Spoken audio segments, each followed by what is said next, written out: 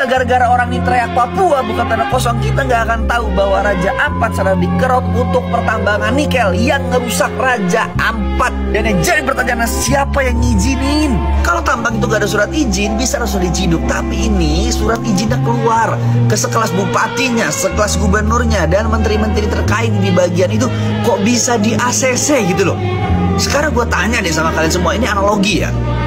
Apa sih yang bisa dibanggain di Indonesia ketika lu lagi ketemu turis di luar negeri? Makanan sama alamnya. Sisanya apa yang mau dibanggain? Pemerintahannya, fasilitasnya, jalannya. Enggak sadar tak kemarin sekelas IKN yang udah dibilang itu paru-paru dunia Kalimantan dijadiin pusat pemerintahan. Ini sekarang gua nggak tahu kabarnya IKN gimana. Tapi lu lihat video orang-orang hutan yang keluar dari hutan, lahannya dibakar untuk pembangunan ini itu. Sekarang Raja Ampat dikerok, nanti ada lagi masalah terumbu karangnya, ikannya, habitat penyu dan lain sebagainya. Ikan-ikan ada 2000 jenis ikan di situ lebih yang bakal rusak gara-gara penambangan ini. Gue baru sadar memang bener bahwa Indonesia Barat dan juga pemerintah itu jahat sama Indonesia Timur. Lo perhatiin, apa hasil alam yang diambil dari Timur hanya akan dibawa ke Barat dan untuk pembangunan di Barat sendiri. Tapi dari Papua dan daerah Timur, dari hasil alamnya yang dikerok, apa yang mereka dapetin? Dan sekarang kalau kita nggak ngeramein, kita nggak gerakin sampai kedengar, sampai jelas dan ke atas, yang paling atas, kita nggak akan bisa ngebantuin bahwa Raja Ampat jangan sampai rusak. Biar ini video sampai ke top-top, ketemu sama orang-orang bener yang bisa nutup tambang nikel yang ada di Raja Ampat. Save Raja Ampat, save Indonesia Timur. Dan jujur gue cinta Indonesia Timur.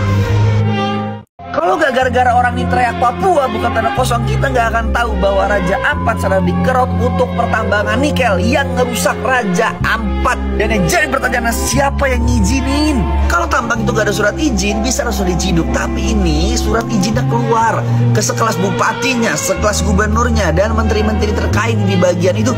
Kok bisa di ACC gitu loh? Sekarang gue tanya deh sama kalian semua, ini analogi ya. Apa sih yang bisa dibanggain di Indonesia ketika lu lagi ketemu turis di luar negeri? Makanan sama alamnya.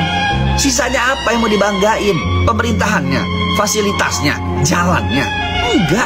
Enggak sadar tak kemarin sekelas IKN yang udah dibilang itu paru-paru dunia Kalimantan dijadiin pusat pemerintahan. Ini sekarang gua nggak tahu kabarnya IKN gimana.